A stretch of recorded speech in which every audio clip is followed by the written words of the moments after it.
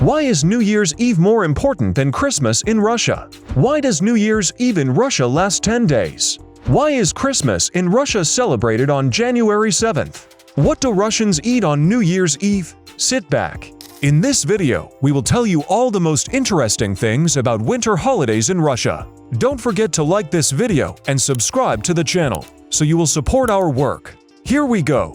New Year's Eve in Russia appeared thanks to Emperor Peter the Great. This emperor is remembered by the country as a reformer. Thanks to his changes in the 18th century, the Russian Empire became a very progressive country. Russians used to celebrate Christmas like Europeans on December 25th. New Year's Eve was September 1st, and it was almost never celebrated. So people just counted time and did not consider it a reason for a holiday. It was easier to count down the time according to the cycle of planting and harvesting. As a rule, it was in September that the entire harvest was gathered and people prepared for winter. Peter the Great admired Europe. There he attended the celebration of New Year's Eve and liked it very much. After that, he moved the countdown from September 1st to January 1st. It is very funny that Peter I gave a special order to people to celebrate this holiday and decorate the Christmas tree. His decree was as follows: people generic and wealthy are nobles and servants to have a Christmas tree for their families, decorated with lights, toys, and candies. Not to stand near it, but to sing, dance, and have fun. For the poor people, at least put a pine, spruce and juniper tree or branches on their gates or temples and make merry. But what became of Christmas? All this time Russia continued to celebrate it as in Europe.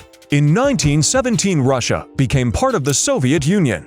First, the USSR had a calendar reform, so the day of Christmas was moved forward. Then the USSR banned all religions. The state believed that Soviet people should believe in progress and communism, not in God. So it became simply dangerous to celebrate Christmas. But the New Year became, perhaps, the main public holiday of the country. This is how it has remained in Russia today, despite the return of Christmas.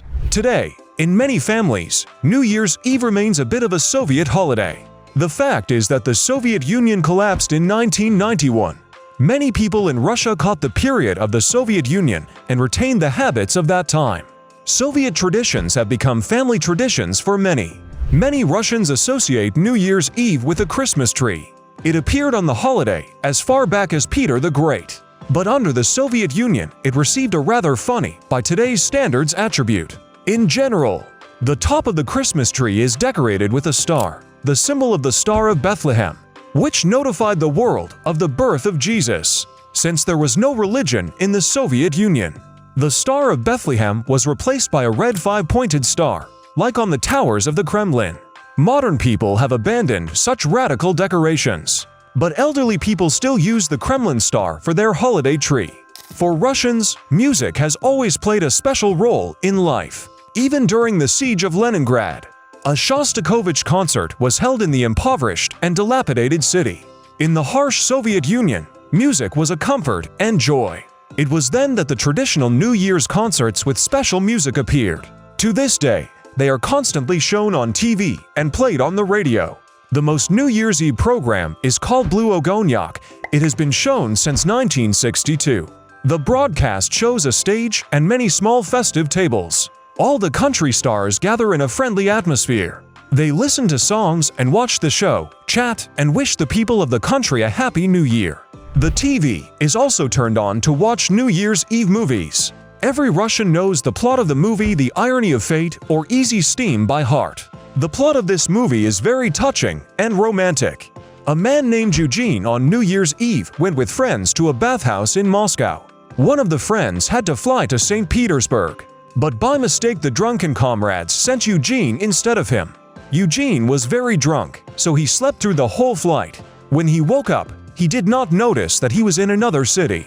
He gave the cab driver his address and drove to the same apartment in the same building as his. The thing is that in the USSR, houses were built exactly the same way, and many street names were repeated in all cities. That's why Eugene was able to go into someone else's apartment and go to bed there. In this apartment lived the beautiful Nadia. This is how their complicated New Year's love story began. For Russians, this story is important not only for its New Year's atmosphere, but also for the hope of a happy accident. New Year is a time of miracles, and this movie reminds them of that.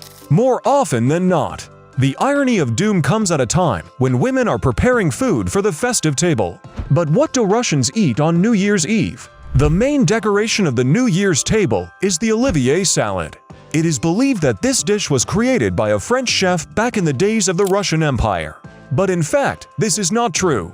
The cook with the surname Olivier did create a salad for the emperor, but it was quite different. The Soviet version of Olivier includes boiled potatoes, doctor sausage, boiled eggs, canned peas, onions, and pickles. All this is dressed with mayonnaise. This salad seems absolutely ordinary today.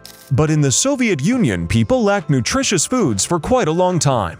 You've probably heard about the lines in Soviet stores during the times of shortages. Back then, sausage was a real luxury, and it was saved for New Year's Eve. To this day, this salad is still associated with a real holiday. Since it is very nutritious, it is also liked to be used as an appetizer for vodka. Russians drink a lot on New Year's Eve. Another traditional New Year's salad is called herring under a fur coat. It amazes many foreigners with its flavor combination.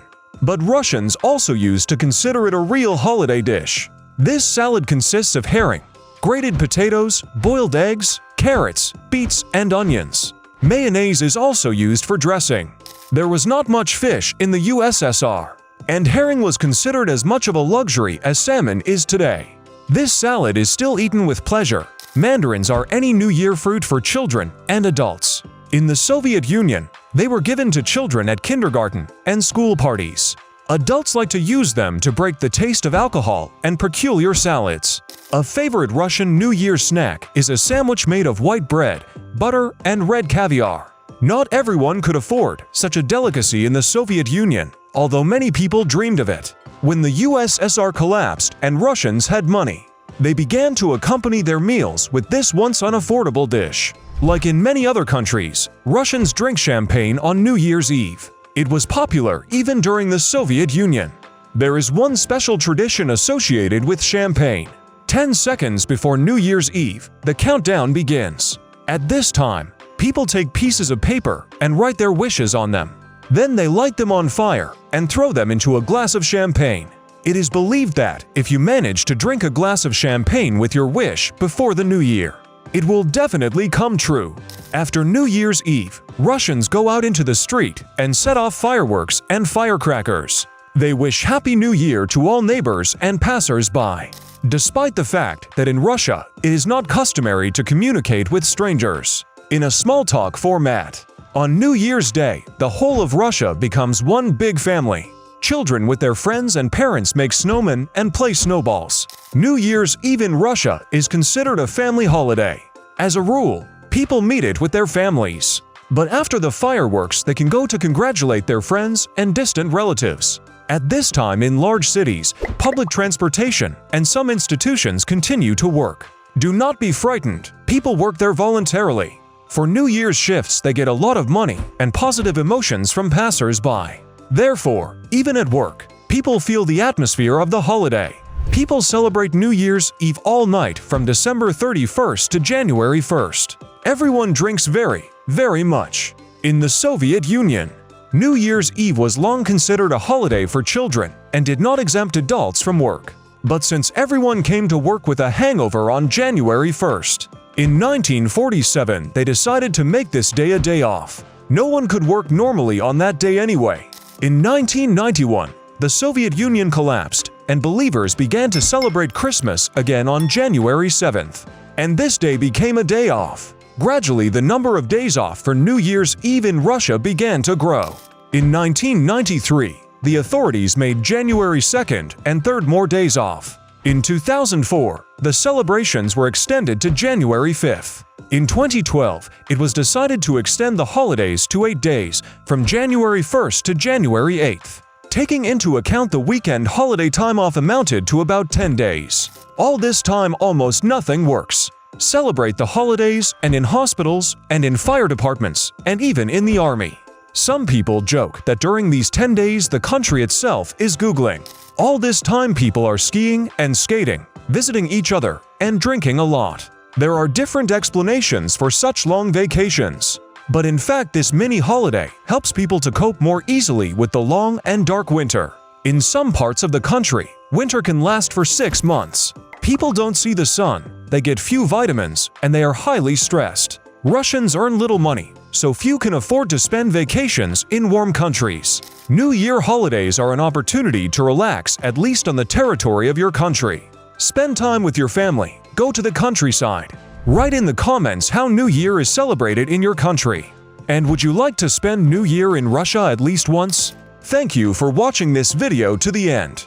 Don't forget to like this video and subscribe to the channel. This way, you will support our work. See you soon. Bye.